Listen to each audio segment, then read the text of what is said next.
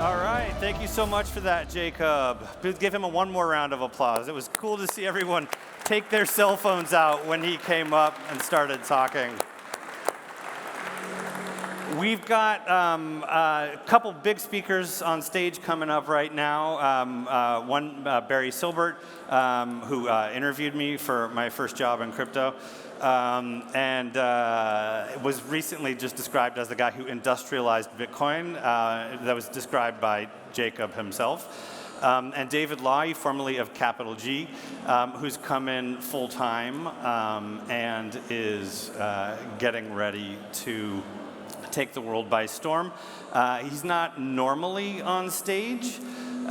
He's not normally sort of taken a position in public, but he's so passionate about what's happening in the Bittensor community that he's kind of given us the opportunity to talk to him. I'd like to thank everybody, and please give Barry and Mr. Lawee a big round of applause.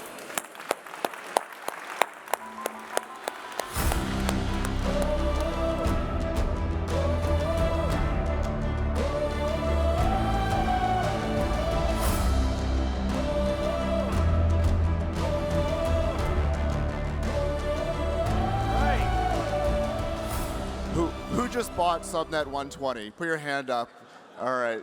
Who's they fit in? Awesome. Thank you again, guys, for joining us today. It's a hard act to follow. We have spent a little bit of time talking about what is Bittensor already. As a guy who read the Bitcoin white paper like 5 or 6 times before I think it really started to click, we will spend a little bit more time talking about sort of what it is through these different perspectives. But before we talk about what it is, I want to talk about how we got here, because I'm a storyteller and a journalist, and I kind of want to hear how these guys literally got here. So, Barry, could you get us started here? Talk us through sort of what you were doing at DCG, portfolio investing, when you first sort of discovered Bittensor as an idea, and then kind of came through into deciding that it was a little bit more than just a normal portfolio company. Sure. Morning. Afternoon. I haven't done this in 5 years. By the way, Barry hasn't been on stage in 5 years, so yeah. I like industrializing Bitcoin. Well, so I'm going to say lots of stupid shit. Look, as opposed to Bitcoin, which I found on my own, it was actually my team at DCG in 2021 came across the white paper that Jake put up on the screen and said, hey, we should put a few bucks into it. And so we actually invested in Tau in 2021. I don't know if, I guess I don't know when it had launched, but it was, price was like 10 or 15 bucks. So it was actually kind of part of the DCG portfolio for a good year before I actually spent any time on it.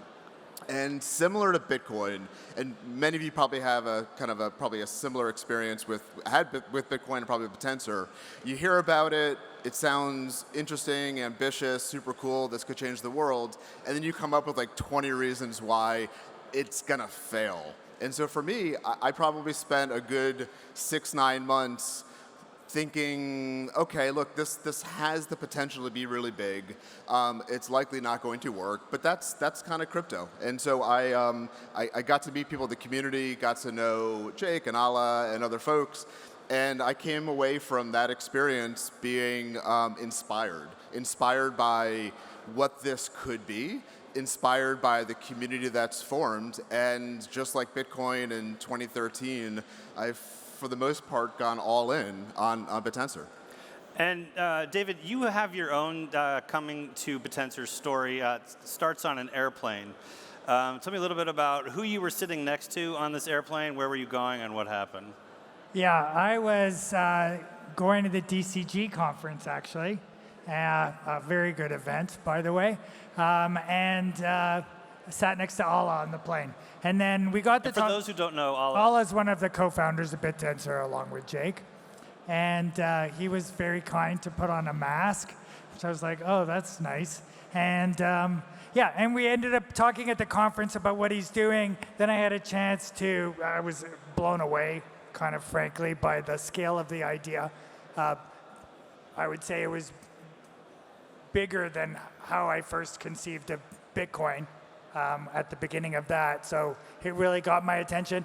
And then I introduced people at Google to the team, to Ala and Jake. They thought, oh, this is never going to work, but oh, fuck, those guys are smart, which is basically the biggest compliment you'll get from anybody at Google. And then I started tracking the project. And I would say each iteration of it has increased my conviction. So the first idea, or the beginning of when I got introduced to Bittensor, was kind of a distributed LLM. I'm like, okay, that's hard to do. Let's kind of see. Then they kind of did the launch of subnets. I was like, oh, that's a really good idea, because now we get a lot more, kind of innovation. And then watching the community take the project through detail, which was really a community-wide effort, kind of built my conviction further. And I do want to talk a little bit about the movement to DTAO. That was a pretty good stab at a definition, by the way, there. But I did want to give Barry a chance too. Again, this is kind of in the spirit of repeating from different perspectives. It's a very complex idea. I know that a lot of you are very well informed, but we don't get a chance to sort of like hear these from leaders like this. So Barry, could you just kind of like talk us through sort of like a quick top down? What is Bittensor? What's Bittensor? What is Bittensor? So I imagine if I was to ask 10 of you what is Bittensor, right. I'll get 10 different answers. Right. And look, it's actually just like the way Bitcoin was in the early days. You ask people what Bitcoin was in the early days, it would have been it's money, it's digital gold, it's a money transfer system, it's a ledger. And look, Bitcoin is all those things, and I think over time it's become more digital gold on its way to hopefully becoming money. And look, Bittensor is designed to enable competitions to be run to solve big problems, and it uses a crypto token, Tau, to incent those activities, that engagement. And so the way that we've tried to, let's call it kind of dumb it down, is we've described Bittensor as the World Wide Web of intelligence. So the initial internet was the World Wide Web of information. What Bittensor has done is created this open platform for permissionless, decentralized innovation, primarily focused on AI. But Bittensor, the platform itself, is expandable into really any competition that you want to run to incent engagement. And so similar like in 2000, 2001, you could have never imagined an Uber or a TikTok or an Airbnb. In 20, 25 years, who knows what will be built on top of Bittensor, but really what you're betting on is the community, the movement, and this global platform for permissionless innovation. I love the idea of the web of intelligence. That does sort of beg the question, if it's so big, who is the competition? Like, what are you sort of seeing as potential attack vectors as you're building and incentivizing to build? I think what most people don't understand about Bittensor is that Bittensor does not have a competitor. And Bittensor is really kind of the amalgamation of, there's 120 subnets now. So you have basically 120 different teams that are all building these digitized commodity businesses. Each one of them may have a competitor, but collectively Bittensor itself has no competition.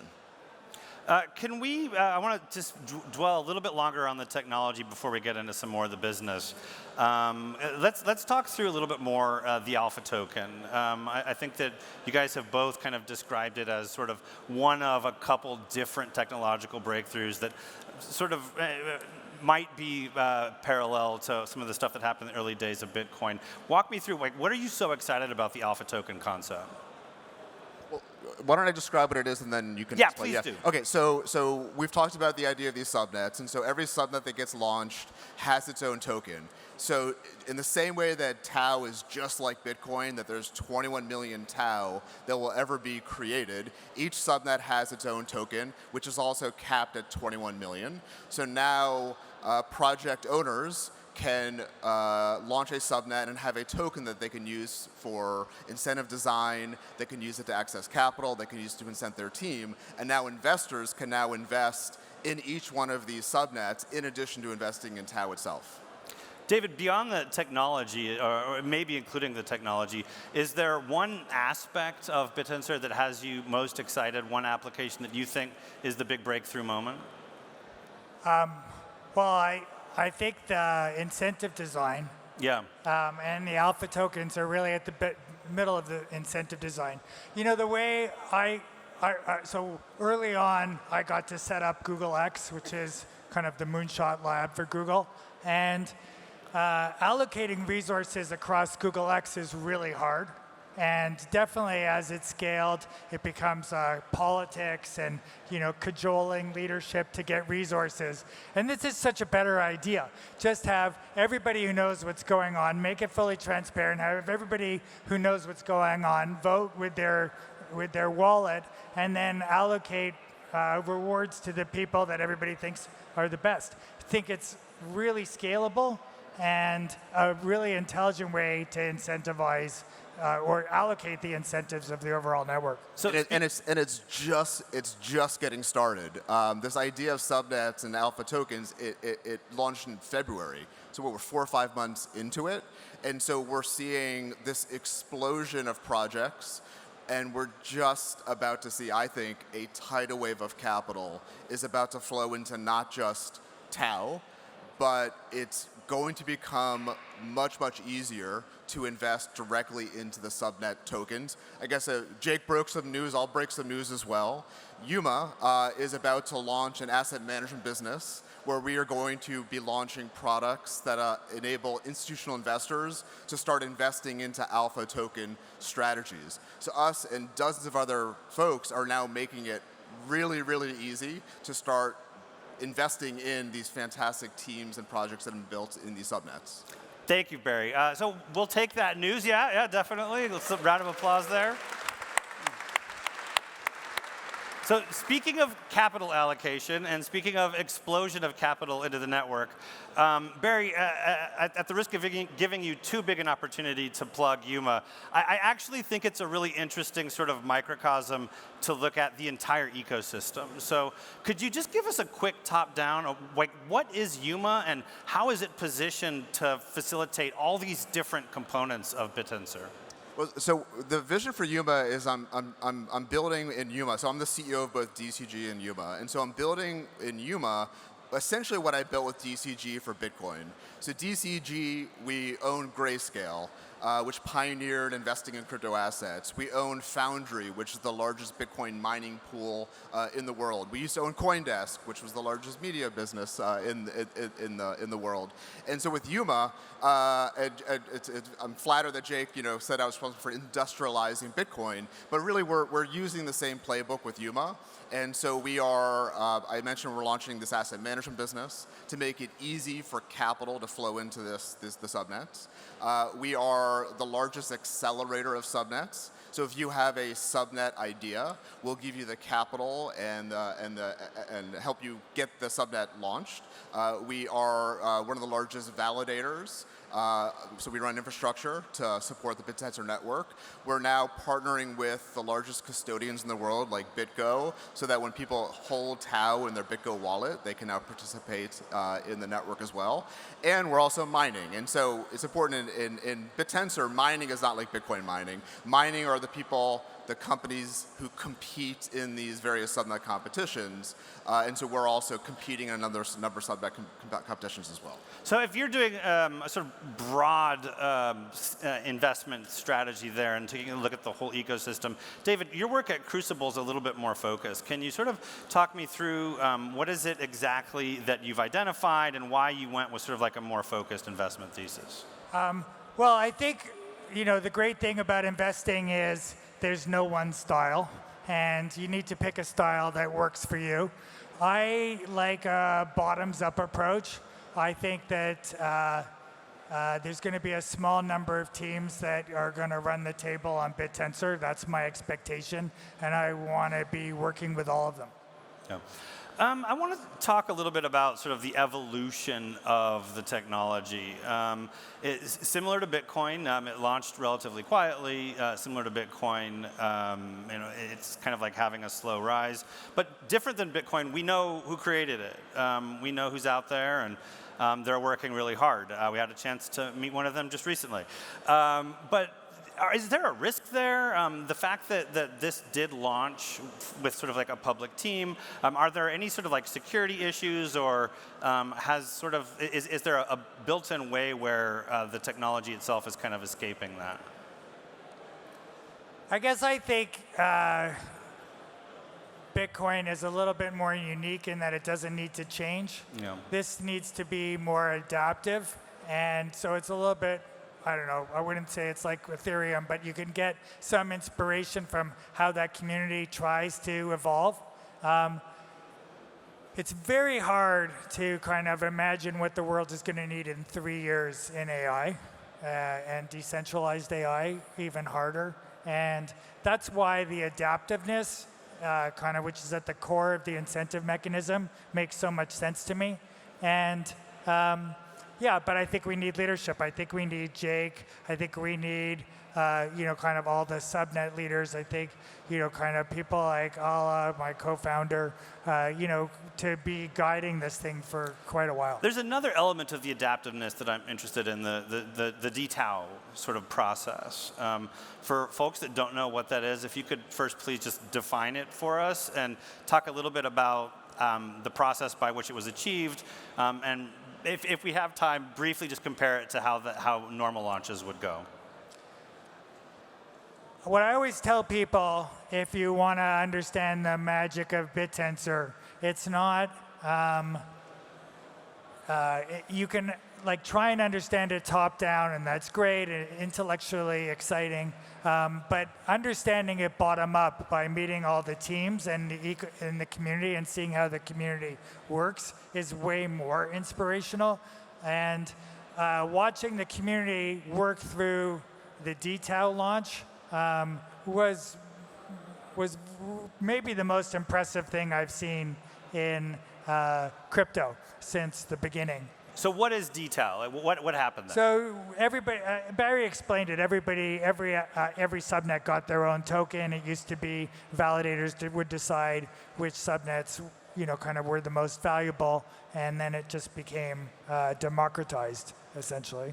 And as far as lessons go for future blockchain launches, future token launches, how can you contrast sort of what was done with this community compared to what has traditionally been done and how it might change in the future? So this was traditionally done with Bitcoin, fair launch, kind of obvious, but I think doesn't totally fit with kind of other parts of the kind of capital stack, venture capitalists and up.